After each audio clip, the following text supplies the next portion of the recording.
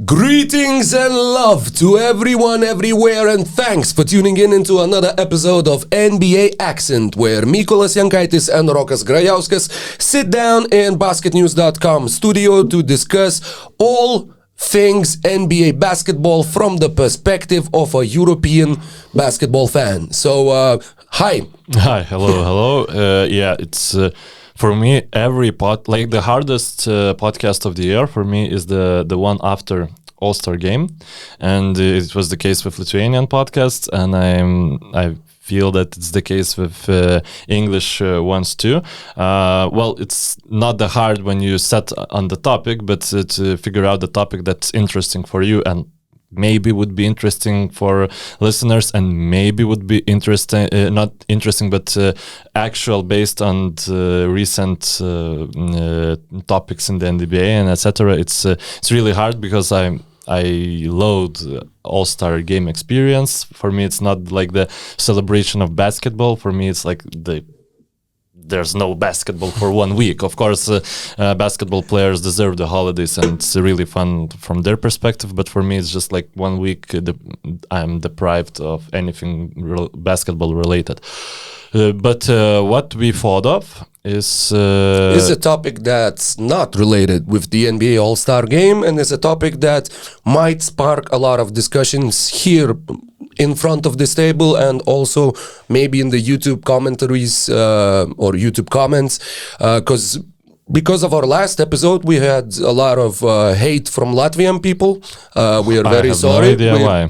We love Latvian basketball. We do root for Latvian basketball as your family member playing the game that you love, and it's not you, but it's the closest thing that you can possibly get to, like, your family member. I was screaming my lungs out during the 2004 Euro Football Championship when Latvia drew with Germany. So, I'm always rooting for Latvia when they are not playing against Lithuania. But the backlash about how we underrate Kristaps Porzingis. Well, I'm afraid that we will touch this subject today, because today we have decided to discuss, because the NBA during the All-Star weekend revealed it earlier, but during the All-Star weekend celebrated and honored the 75 greatest NBA players of all time.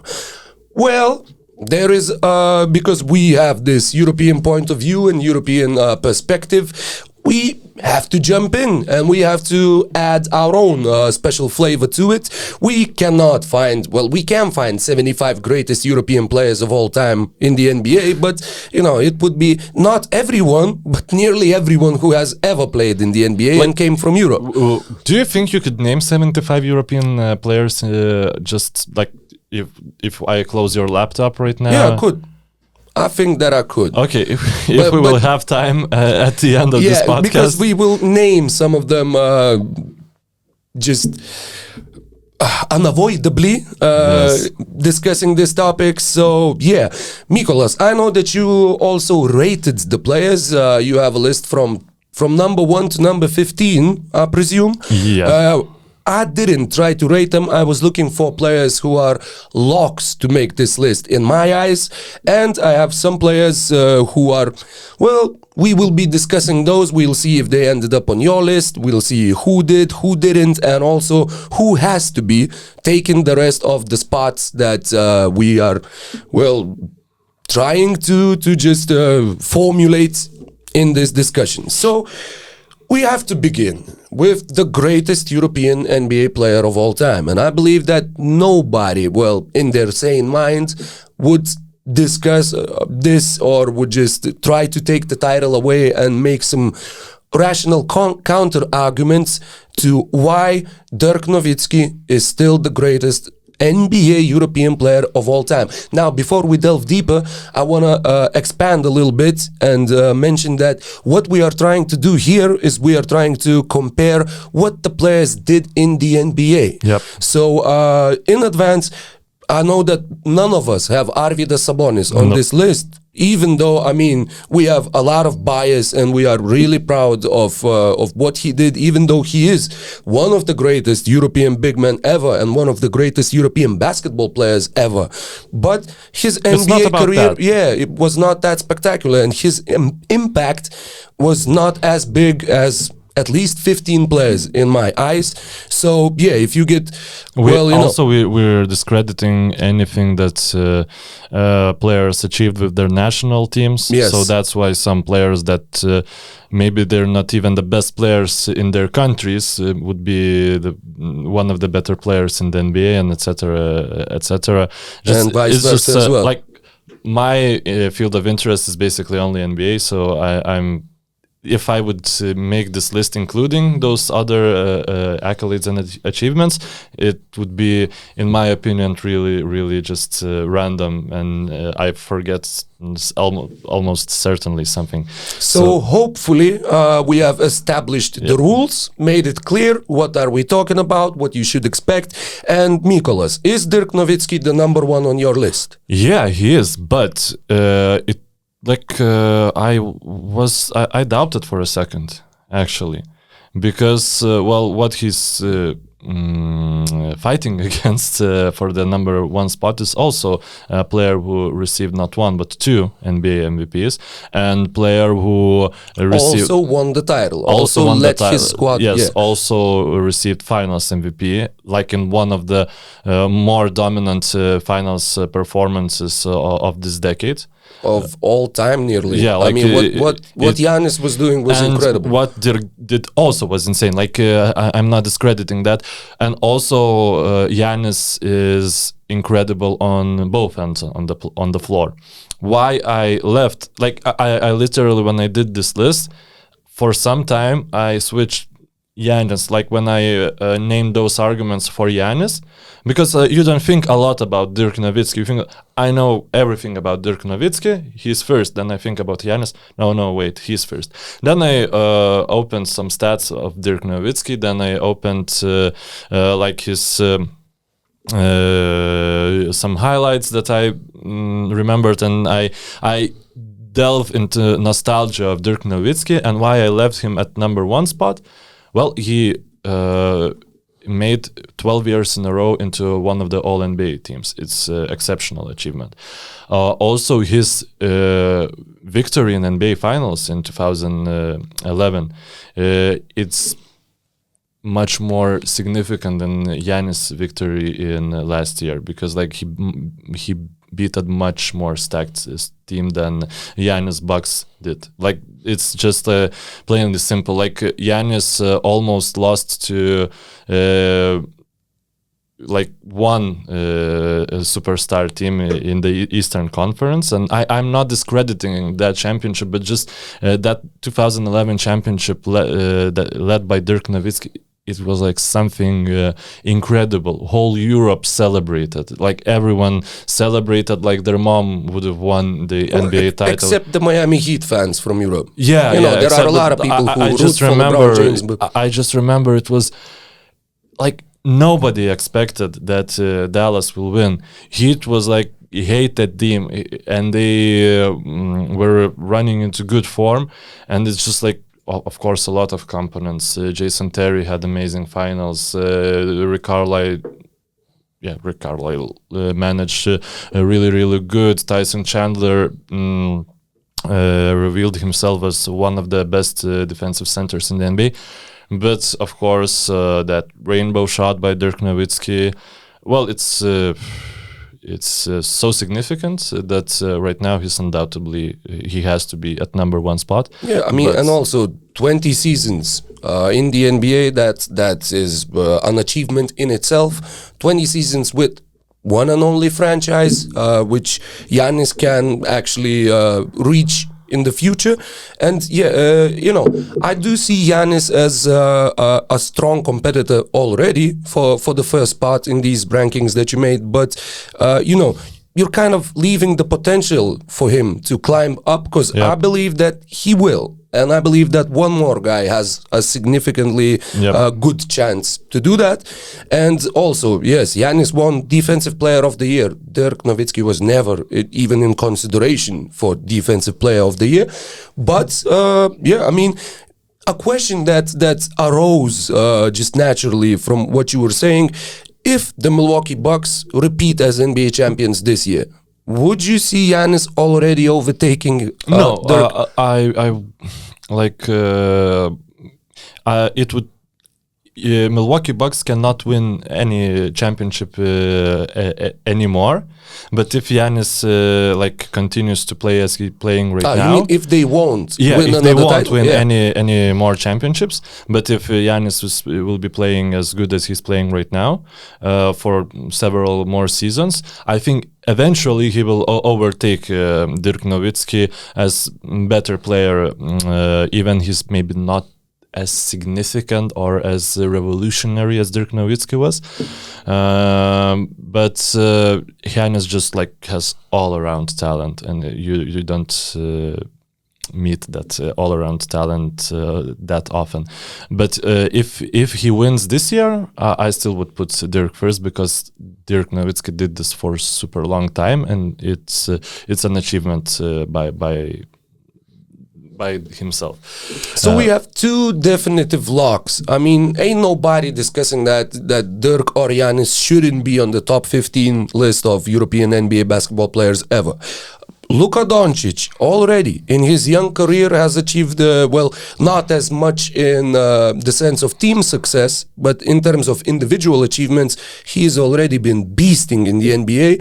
And yeah, he also has the potential to climb up on this list. But would you put Luka number 3? No. Okay, so who's number 3 on your list? Other, not the other Luka, but other Nikola Jokic is number 3 on my list. Well, it's I felt kind of weird, rating the Nikola Jokic and Luka Doncic, because they are so young, both of them. But there's no players from Europe in the NBA that played at any time of their careers at this level that Nikola Jokic is playing past 2 or even 3 seasons. We have the only 3 European players to win an MVP award. That was just such an easy tier for me, because I'm not I'm not old enough to remember if Dirk Nowitzki at certain point was unequivocally best player in the NBA. I'm meaning that not in a broader aspect, but I don't remember if in 2011 playoff time Dirk Nowitzki was the best player in the NBA. Maybe he was, but I know that there was points that Giannis Antetokounmpo was the best player in the NBA, and Nikola Jokic right now is playing like the best player in the NBA, and for 2 seasons in a row. So, you can point to difficulties at postseason, but since we know the context really, really well, injuries and etc., and the way he improves his game, his defensive numbers are insane for the type of player he is. We view him as a defensive liability by the eye test. But numbers, at least we did. I mean, he has improved immensely. The stat that was mind-blowing that we discussed a week ago or something, that he had his 3rd game-saving block of the season. This year, and he against Toronto Raptors. At that point, he had 38 blocks in his entire season. So I mean, he's in the clutch, even defensively, he's incredible. And offensively, man, I remember when LeBron was still playing for the Cavaliers and they played in Denver against the Denver Nuggets, and that was one of the most epic duels that I had ever seen and still have ever seen, of just individual taking over just the offense and the game on both ends. You just had LeBron against Giannis. You had the King and the Joker just having such an incredible battle to take over the castle. And I do believe that, Cleveland Cavaliers won that game. But that was one of the one of the first moments when you saw like how much potential this man has. You already knew that Nikola Jokic was a great basketball player. I never thought but he there would be he was the best player. dueling with the best player in the league, and in some people's eyes, the greatest player of all time. And Nikola Jokic was there. He wasn't lagging behind. He was just going toe to toe. And it was the very first moment when I saw that, maybe like when I started to think how high is the ceiling for this, at that time, kind of chubby big dude from Sombor in Serbia. And he actually did unlock all of that potential, and he still has so much that he can achieve in the NBA. I really, really wait the playoffs this year. Like, if, for example, he'll be bad at the playoffs or something like that, he can drop a couple of spots on this list. But right now, I'm super high on him, and as I said, no other player remaining on the list ever played at this level that Nikola Jokic is playing for past 3 seasons. So that's why basically Dirk Nowitzki and Giannis Antetokounmpo was in tier number 1. And Nikola Jokic is in tier number 2 by himself for me, so I'm not even questioning that. And Luka Doncic, for me, maybe I'll reveal his positioning in my standings later, so you can go to other undoubtable locks that you think. Right. I have 7 more players. After consideration, I thought that they have to be locks. One of them, in random order, because I didn't rate them from top to bottom, but let's just point the finger right there. Pau Gasol is a lock to be one of the 15 greatest European players in the NBA. Yeah, most definitely he's the top 5 for me. He's 1 spot above Luka Doncic. Luka Doncic is number 6 for me. Basically, Luka, only because he's really young, and he's not maintaining his form for entire season. He has more ups and downs. And I really hope that eventually he will become Nikola Jokic, that he also had those downs at the beginning of the season and then really, really, really good form at the end of it. And right now he started doing it every season continuously. I hope that Luka will take this model and it will evolve into that. But speaking of Pau Gasol, and speaking of Pau Gasol, basically he was a monster in Memphis, and then he was amazing second star in Los Angeles. He has his championships. He was amazing post defender also, and really, really incredible player. Just not that unearthly talent as those other 3 players above him are. And I ranked him at number 5 in the same tier with other player Tony Parker. So Tony Parker is number 4 for me. Basically, an absolute lock as well. Yes. Yeah, sure.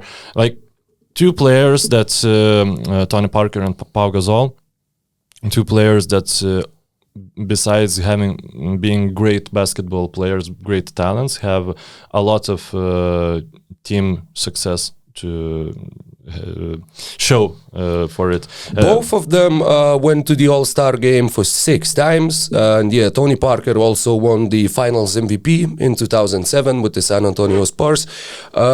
These are iconic players, and they are also at least to me personally, they are a couple of guys that, I have learned to sort of, to have a bit of sports hatred for them because of all the international championships and the national basketball stage. But those are the 2 players from the type of, or from the category where when they retire, you start to appreciate much more what they were doing at the time when they were playing, because somehow you have always considered them to be great players. They were great players, and you saw that they are great players. But when they leave, it's sort of when you realize how much they actually did. And when you can retrospectively look at their careers and see the achievements, just remember all the episodes and everything that they did. Yeah, absolutely, 2 locks, no doubt. two of the greatest 15 European European NBA players of all time. One interesting stat, Pau Gasol, I'm 90% sure that it's true. I need to check on that, but just before running to record this podcast, I just Googled a couple of more things about Pau Gasol, and I found some topic on forum, and that was question: is Pau Gasol best player never have any MVP votes? Oh, he has never had? Yep. Wow, at least that's on that statistic, he never received the MVP vote from not even one single vote. And other players on this list, sorted by win shares, is first is Pau Gasol, then is Horace Grant, Jeff Hornacek, Otis Thorpe, and Sam Perkins. Wow. And Pau Gasol career win share. Wow, that's a huge drop off. Yeah, is 144, and Horace Grant is 118. So the second place. So yeah, it's a really huge drop off. But I just want to check why I found this, because I thought, was Pau Gasol ever in MVP discussion? Mm-hmm. Because I remember other players above him being in MVP discussion, maybe not receiving it, but this is, you have to take context into consideration as well. Yeah, because when he played in Memphis, Memphis was not a team that would have the results required for your best player to be in the MVP consideration. Yes. When he played in LA, he played with Kobe. Ain't nobody winning the MVP trophy or even being mentioned as a possible MVP when you're a teammate of Kobe Bryant. And then he played in Chicago, where he still was an all-star, at least in the first season when he was there. I remember that was the season where they shook hands with Marc Gasol and went for the jump ball in the all-star game, thus becoming was amazing. The first couple of brothers, and the only, I believe, still to have played in the all-star game and started against each other as well.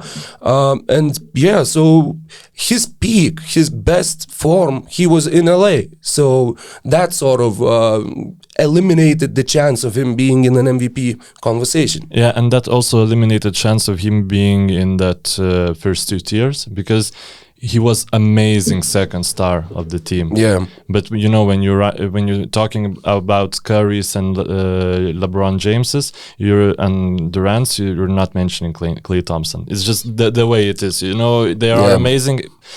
If we would talk about most scalable players that can, complement other player. So maybe Pau Gasol would be one of the better players on this list, because you can put him beside the center. He can play really well. You can put it beside any guard. He can make amazing dynamic duo with him. So basically, that's why I put him number 5.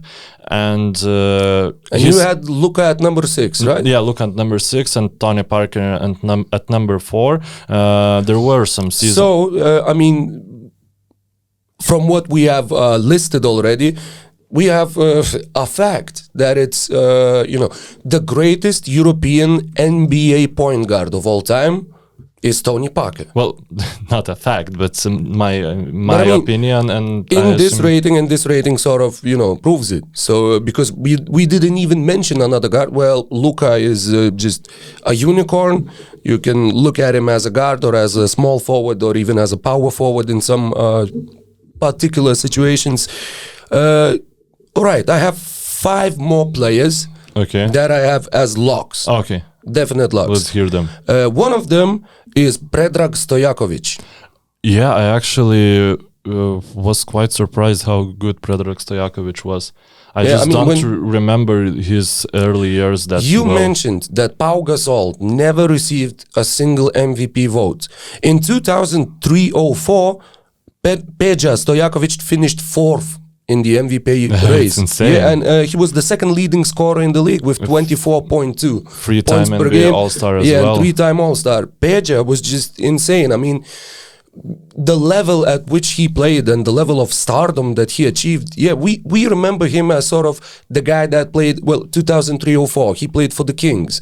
We do not, you do not single out Predrag Stojakovic as being like the face of the franchise, because they just had a really good team. They had Chris Webber, they had Vlade Divac, they had Mike Bibby, Doug Christie. They were a well-tuned unit, and just seeing, I had already stumbled upon that, and I already had the surprise that you just mentioned, that like, damn, Predrag was actually, he was a superstar, at least for a moment in the league. He was a definite superstar. He was best offensive player in one of the better teams in the NBA. So yeah, he was really superstar caliber, and for me, it's really hard to imagine Peja Stojakovic as this type of player. Yeah, and in the modern NBA, right? If he would play right now, he would be insane. He would be insane. And you know why? Perhaps we were, we remember the latter stages of his career when he still was a great shooter, but he wasn't a superstar. He even was on the Dallas Mavericks title-winning team. Yes. So that's why maybe we get this surprise of finding out that he was fourth in the MVP race, like the fourth best player in the NBA in the 2003-04. And in my eyes, also, we have Dirk, so it is a conversation. But even the fact that if we would be discussing the greatest European NBA context shooter of all time, Dirk would have competition from Predrag. Definitely. Both of them were just lights out. They were flamethrowers.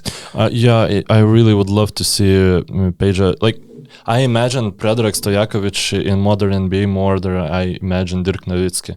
For me, like, I really struggle to imagine a team that's centered around Dirk Nowitzki right now on the offensive end, and like it's hard for me to figure out how they would defend, what their offense would look like. I imagine that if he would play for Cleveland, like today with 3 7-footers on the team, he would fit in just well, man. It's Dirk Nowitzki. Yeah. And of course, I'm not imagining Peja Stojakovic as focal point of the team in the modern NBA, but he would be amazing complementary piece. In some crazy lineups, he would be amazing small ball center. He's 6'10", so like, of course, we don't talk about the defense here, but imagine like the spacing he would provide, and still he's tall boy. So and on my list, he's number 9. Okay, so I wasn't two too players far. between him and Predrag Stojakovic. Between Luka Doncic and Predrag Stojakovic, I have 2 players. So I'm gonna throw one out who is a lock in my eyes, but I'm gonna go like real old school with this one. I don't know if you have him on your list. Probably not. 3-time All-Star, the first European All-Star player.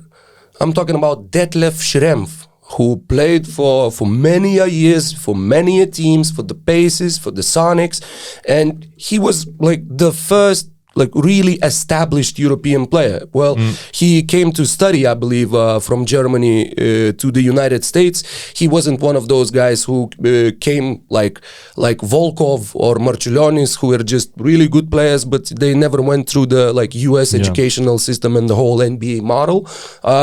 Detlef Schrempf was the first guy who did, and the first guy who played in an all-star game as a person born in the continent of Europe. Well, for me, it's still like I don't remember him that well. Well, that's my fault as a NBA analyst, But you're too young to literally remember him that well. I don't remember. Like I remember Sabonis quite well because I was watching a lot of games with him and etc. So I have kind of opinion how Arvydas Sabonis looked in the NBA. I didn't have that much of an opinion about Detlef Schrempf, but he was all NBA third team once. He twice won the Sixth Man of the Year award. He spent 16 years in the NBA, and he has, I mean, quite a lot of individual achievements. He never became an NBA champion. He was close to it twice. He played in the finals for the Seattle Supersonics against Chicago Bulls, and he also was on the Portland Trail Blazers team, which lost the infamous Game 7 against the Lakers after squandering a 15-point lead in the fourth quarter. So did you have that left Schrempf on your list? Yes, I have him at number 14. Okay. But I honestly, it's not lock for me. But basically, to me, I mean, only on my your arguments maybe would persuade me put him a little bit higher, but I will mention what other players I have above him. I just have him as a lock. I didn't mention him as but as I said. How many? 11 players as a lock? I have 3 left. Yeah. Okay. So name those dudes. One of those dudes. Well, I mean, you just said that we don't discuss defense here, and paraphrasing, NBA players don't get paid to play defense. Well, we don't get paid to discuss defense. Yeah. But the final 3 dudes, the reason why they are here is mainly because of their defensive acumen and defensive impact. I can name them all 3 at once. Since Detlef Schrempf is number 14 and Predrag Stojakovic is number 9. You know what's my number 6? Inside this list, from number 6 to number 13, only 2 players are offensive first. All other ones are defensive. So first. the 3 players in my mind that are locks after serious consideration, because that's what we do before when we try to come up with these lists. The 3 guys are Marc Gasol, Rudy Gobert, and Joakim Noah. Yes, it's exact order that you named them in exact the same order I put him in my list. Just I have number 7 Marc Gasol. It's alphabetical order as well. So number 7 Marc Gasol, number 8 Rudy Gobert, number 9 Predrag Stojakovic, but we talked about him, and number 10 Joakim Noah. Maybe just we should expand on those 3 players. Absolutely. Every single player. Marc Gasol, maybe he. The thing that's surprising me about him the most is how gracefully he aged and how well he adapted himself to the revolutionized NBA basketball. Because if you would give me the prime Marc Gasol and you would tell me what NBA basketball will become after 5 or something years, I would and then you would ask me, do you think he can be centerpiece, one of the centerpieces of the winning championship winning team? I was like, oh, fuck no, he's too slow, he's too tall, not too tall, but he's not mobile enough on the defense, and etc. etc. Damn, he is one of the best post defenders I've ever seen playing the basketball. He's definitely one of the smartest post defenders of all time. All those little pushes that he did to Joel Embiid in 2019 playoffs that drove him crazy, and he's really, I think he's the better defender than Pau Gasol was. I would agree. And he's incredible force. I still, if he would want to play basketball and not just chug bottles of wine, he could be amazing player. Not amazing, but useful player right now. A lot of teams would use him. 5 years ago, you said. Well, 6 years ago, 2015-16, for the Memphis Grizzlies, he attempted 0.1 3-point shots per game. In 16-17, he attempted more than 3.5. I remember that season very vividly, and I remember seeing Marc Gasol. Yes? I did the broadcast thing, and seeing Marc Gasol is shooting a 3, and he's making them, and it was just such a huge shift of the trajectory of his career. He never was a shooter. Well, we had Brook Lopez as well, who stands maybe even more as a poster child of the centers adapting to the modern game and trying to shoot threes and just completely changing the way they play on offense. But Marc Gasol had the same transformation, and it was as unexpected as for Brook Lopez. And add in his defensive prowess, and we have he was part of great the great defensive team in Memphis Grizzlies. Defensive Player of the Year 2013. Yeah, but also he was part of the. I'm not even saying part. He was the centerpiece of the best defensive team of the playoffs I've seen. Ever. Oh, you mean the Raptors? Yeah, like they were crazy good on the defensive end. On offense, no, they had like one amazing player, and others were like just good. But defensively, they were outstanding, and that was mainly because of the Marc Gasol. And I wanted to say in the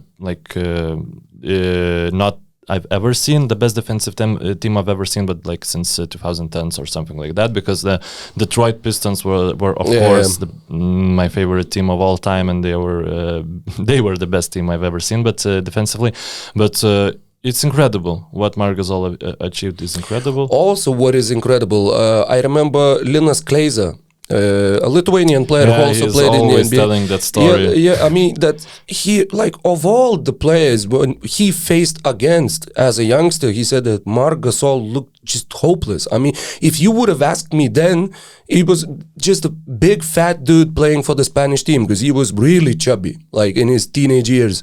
And Linas Kleiza always tells people like I'm shocked. I'm still shocked up to this day that guy, like, for the starters, he became a professional basketball player, but then you add on all the achievements, and yeah, I mean, what an incredible story. And also both of them, Pau and Marc, just really, I mean, icons of the European basketball in the NBA. Yeah. And I actually have him in separate tier by himself, because he was good player, he was good team leader of decent team, and also he was a part of the championship team. He was a key piece for the championship run of the Raptors. And number 8 in the same tier with Predrag Stojakovic is Rudy Gobert for me.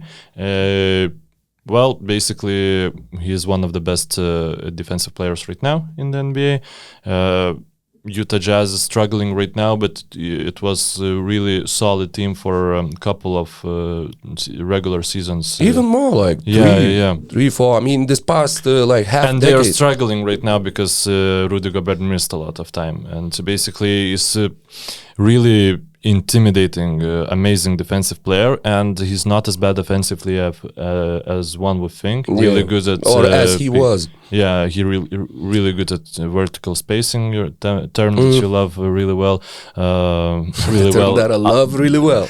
Term that you love a lot. I love some things really well. Yeah, and at this point, it's quite difficult for me to say that, Rudy Gobert is definitely much better player than Predrag Stojakovic, or I wouldn't even say much better player, but just defensive player of the year, perennial defensive player of the year. 5-time all defensive teams, 4-time all NBA teams, 3-time all-star. And he's still probably likely one of the top 2 candidates this year. I don't know. Maybe he played not enough. I mean, and he became a building block. The Utah Jazz basically built their team around Rudy Gobert. His defensive presence, his rim protection is like the thing that glues the team together, the thing that became sort of the inspiration for the philosophy that Quinn Snyder picked for the way his team plays. So, I mean, he affected the style of an entire NBA franchise and just the decision making and everything. So he has a lot of influence and a lot of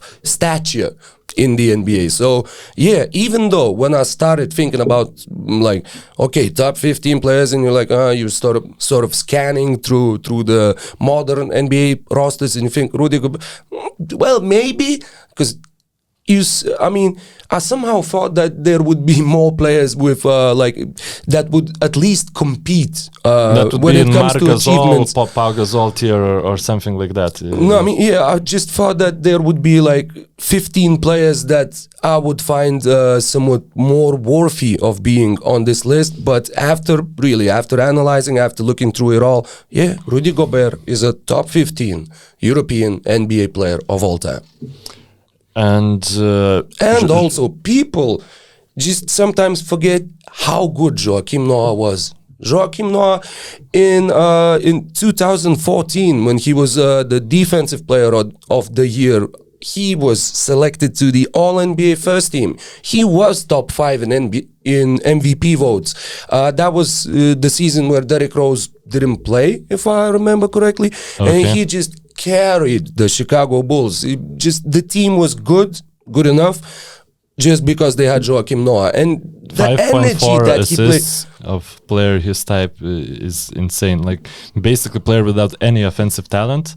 Oh, but a lot. I mean, court vision, pick setting. That's any scoring talent. Skill. Yeah, I mean, basically, only way he was able to score was his passing being so threatening to defensives that they had to anticipate those passes and then create space for him to attack. Yeah, kind of, yeah. So it's... and the energy that he played with. I mean, there are not a lot of players that you can remember so vividly, the emotion, just the sheer energy. I mean, it's like like Lance Stevenson in Indiana now. Well, that's not even the best comparison, but when a player has so much of like charismatic influence, the emotional leaders of the teams, Joakim Noah is someone who is just the definition of that.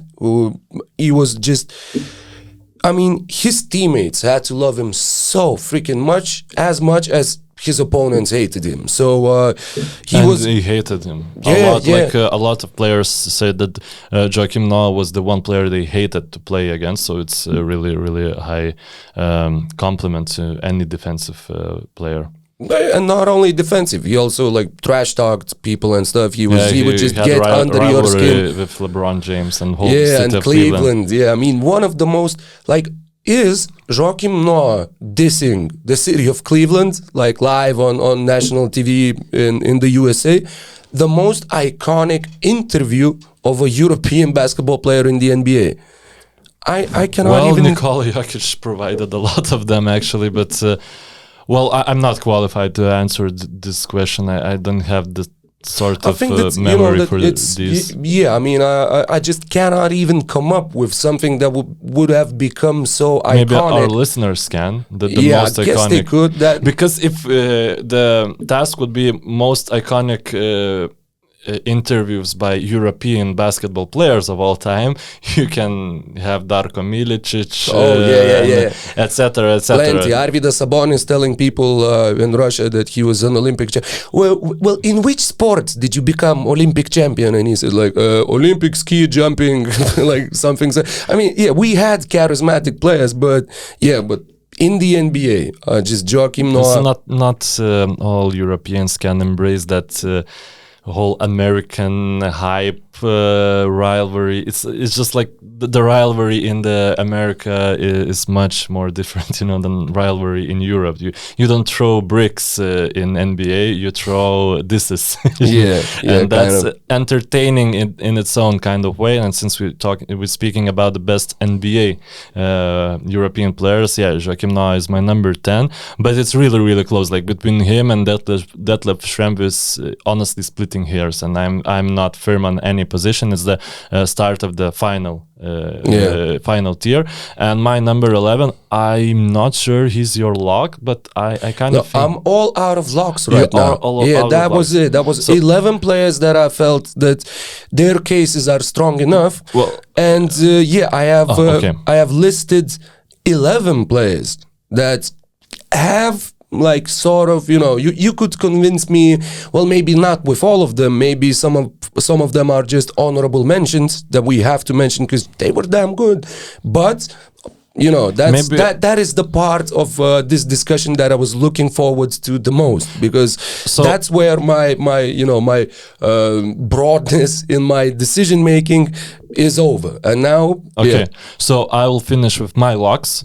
Basically they are up to number 14. Okay. And So you have 3 more, right? yeah, I have 3 Okay. more. Well, I have 17 players overall, but In your top I have 15, well, like yeah. the players that I undoubtedly seen in this list was 11th Andrei Kirilenko. Thought about him, like that you will mention him the first because Yeah, you know that I like his play style a lot. Number 13. Also, my memory doesn't serve me right on this one, and maybe he deserved number 10, maybe even number 9 spots or number 8. But Vlade Divac was also kind of revolutionary center in the NBA. His playmaking skills was really great, and he played well for really long time. That's why I thought longevity. I never really questioned his place in the top 15. And number 12 is may he rest in peace, Dražen Petrovic. At first I thought, well, unfortunate circumstances, I probably won't put this player in the NBA, but those last 2 seasons of him, he was playing at and last season especially, he was scoring at elite level. Yeah. Just why I put Nikola Jokic on number 3, because he's playing at amazing level right now, and he could retire. I would still keep him firm above all those other players below until Luka Doncic or other player pass him. Mm-hmm. Same with Dražen Petrovic. He had amazing season and proved like he's one of the better scorers in the NBA overall. Like his shooting efficiencies and etc. Was outstanding that season. I remember that Reggie Miller said that the player he hated playing against the most was Dražen Petrovic because you couldn't trash talk him, and he would talk shit in a language that you don't know, like straight in your face all the time. So, yeah, I mean, he was also still one of the biggest European basketball tragedies. That we didn't have the chance to see the full impact that he might have had on the game. He already did. If we would be talking top 15 European players of all time without the word NBA, he would definitely be there. But yeah, because of the shortened career, that was like the thing, the reason why I didn't put him as a lock at the beginning of this discussion. Those 11 players absolutely, list, yes. And do you have other 3 players I mentioned? All 3 of them were there. What's the reason against Kirilenko being in? I was just not convinced. At the very beginning, maybe there are other good players on this list, and we'll see. Well, we will be able to discuss that right now. Vlade Divac was one of the first players that came to my mind, actually. I don't know why, but the 15, okay, so you start turning the pages of your memory, and Vlade Divac is just there on one of the first pages in the photographs of your memory. Vlade made the All-Star team once. He replaced Shaq when Shaq was injured, so he is one of the European NBA All-Stars. Andrei Kirilenko also was an All-Star once, 3 selections into all defensive NBA teams, and his impact.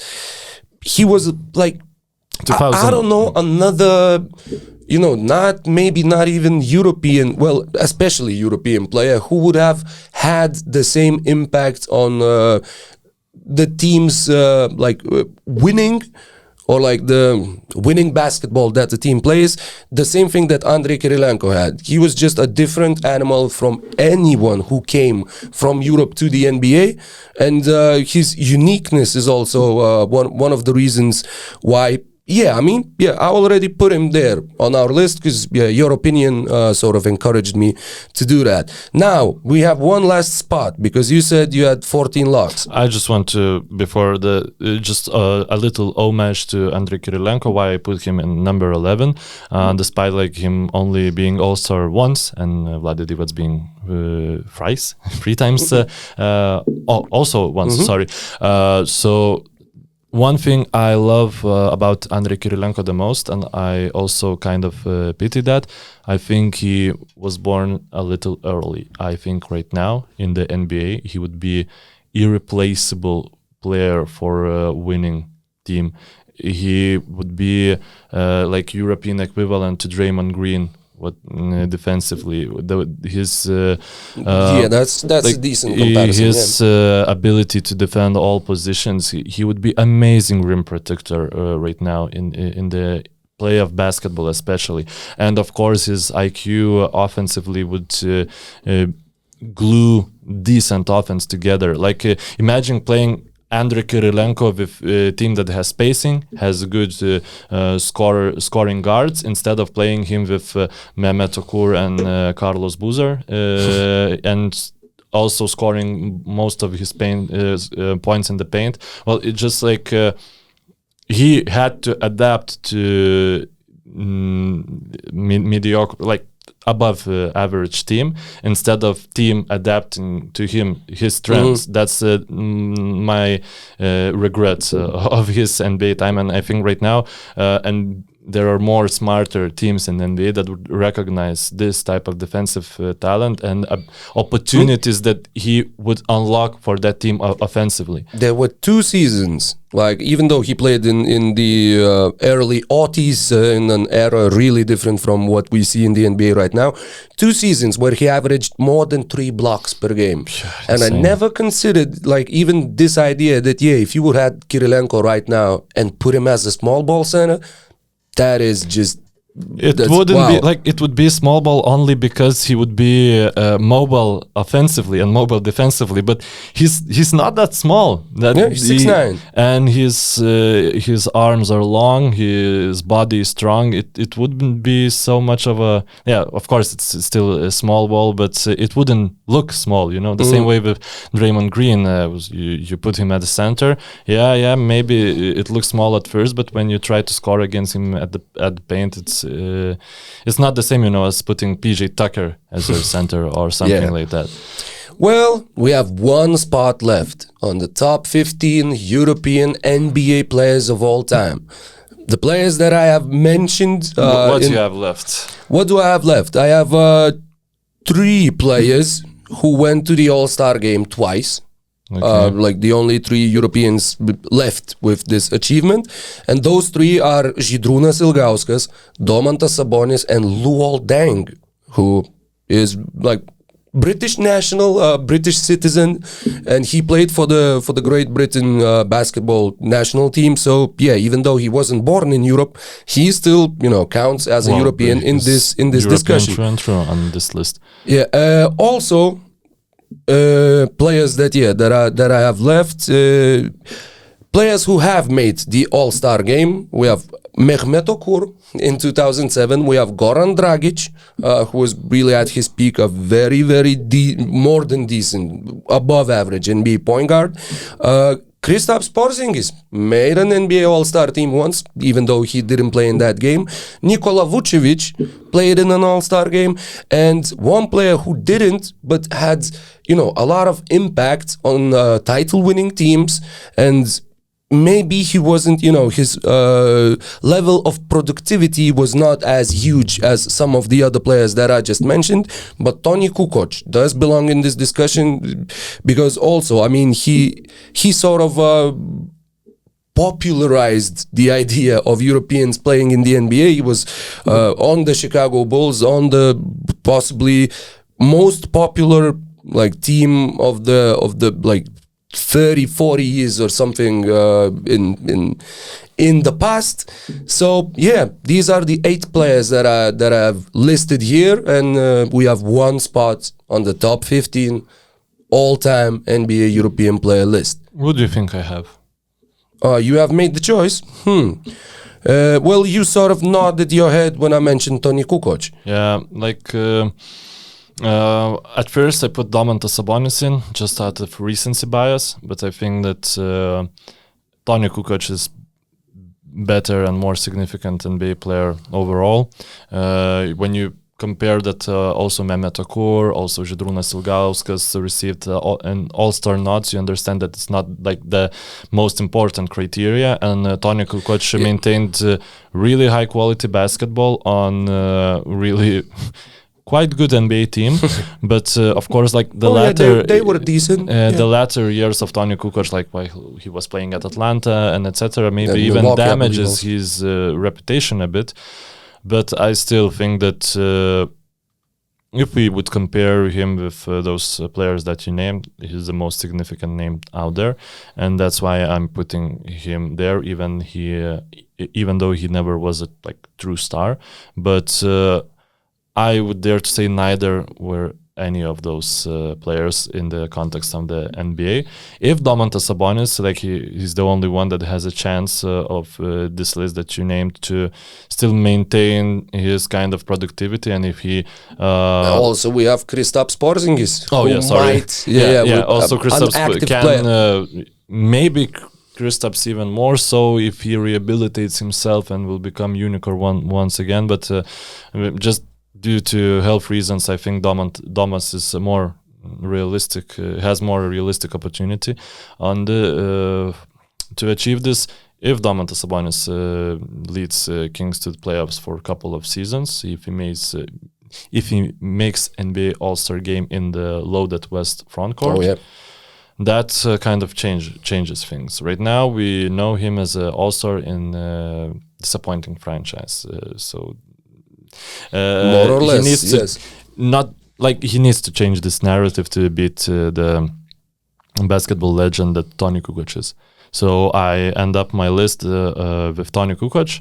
Well, it was open-ended. Your arguments, not even arguments, but the way you described him cemented him as number 15. Yep. And also for me as well. Can't argue with that. So we kind of friendly. I expected more blood during this discussion. Well, if we would make 75 players really, really passionately, and now name 75 European. No.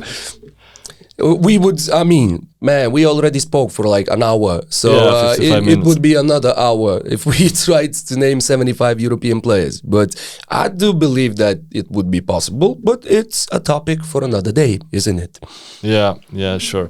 So thank you, listeners. And the viewers as well. And the viewers. Thank you, Adonis, for recording this stuff. And thank you for your feedback on the comments. So we're waiting for the most iconic NBA interview by a European player. That's a topic and a research that we can hopefully do together as a community of BasketNews.com. And and safe travels. Enjoy a couple of weeks till we meet you again. And all the best. All the best to everyone, everywhere. Yeah, bye.